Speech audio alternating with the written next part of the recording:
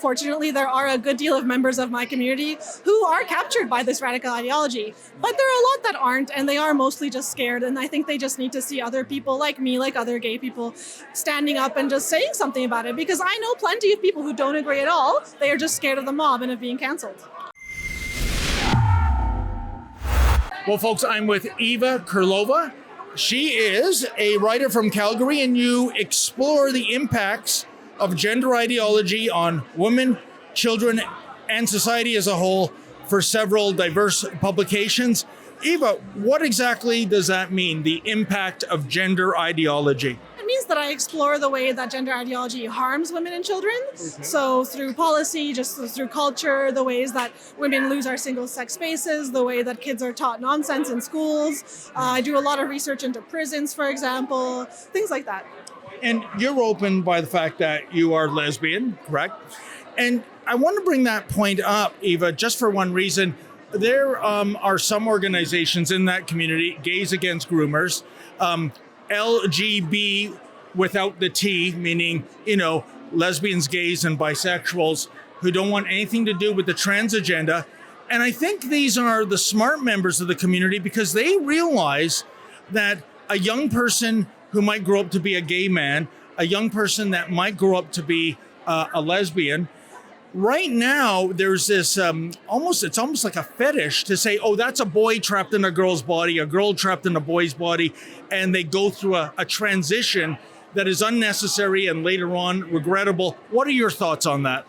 That hits really close to me because as I've written and spoken a lot, I feel that if I was a kid today, yes, because I was a tomboy, I just feel like I would be the perfect candidate for that kind of thing, to be identified as a boy and transitioned, because I know that if I had been told I could be a boy or I should be a boy, I would have hung on to that idea and not let go. And it particularly hits home to me because a lot of the steps that they put children on, puberty blockers, hormone surgeries, it makes them infertile. And I actually would really like to start a family and have a baby, and that's something I've been pursuing. And so to me, I always think of they would have taken that away from me.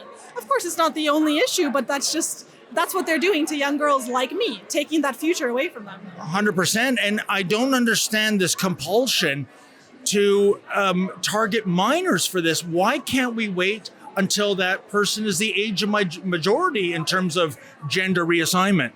Exactly. I think that's why I'm so happy with what my Premier Danielle Smith has done. Yes. She has put in policies, not yet, they're coming, to only allow surgeries after the age of 18 and puberty blockers and hormones after 16.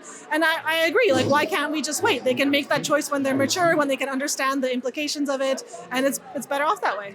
100%. I remember when my kids were in elementary school, I had to fill out about 8 forms for a field trip to the museum. And now they can do pronoun differentiation without parents ever knowing. It's madness.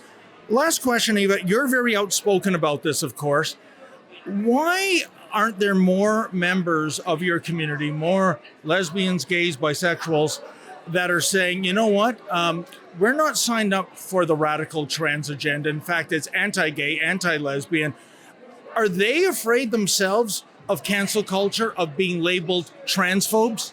Yes. I think, unfortunately, there are a good deal of members of my community who are captured by this radical ideology, but there are a lot that aren't, and they are mostly just scared, and I think they just need to see other people like me, like other gay people, standing up and just saying something about it, because I know plenty of people who don't agree at all. They are just scared of the mob and of being canceled. Wow, the common sense espoused at this conference. It was a shock to the system, given the garbage that we have to listen to from the radical elites, from politicians to our mainstream media types.